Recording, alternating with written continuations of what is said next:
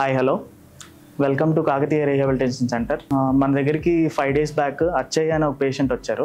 Left side weakness, left హెమిపెరిసిస్తో వచ్చారు. దీనికి మేము ప్యాసివ్ మూమెంట్స్ చేయిస్తున్నాము, స్టిమ్యులేషన్ చేయిస్తున్నాము, సో టిల్ట్ టేబుల్ ఎక్కిస్తున్నాము, ప్లస్ వీల్ చైర్ మొబిలైజేషన్. మీకు మూమెంట్స్ అవి ఎలా చేయిస్తామో నేను చూపిస్తాను. సో మీకు అందరికీ తెలియని వాళ్ళకి అర్థమవుతుంది. ప్యాసివ్ మూమెంట్స్ అంటారు వీటిని.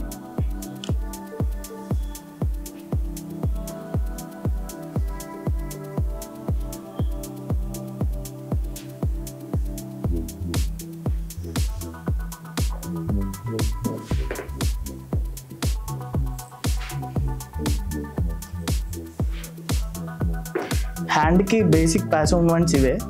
ఇప్పుడు నేను లెగ్కి చూపిస్తాను.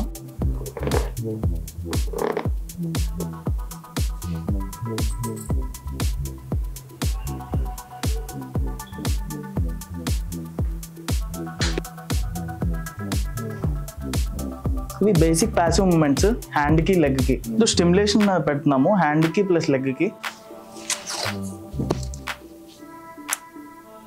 ఇది హ్యాండ్ స్టిమ్యులేషన్. ఇది టిల్ట్ టేబుల్ అంటారు.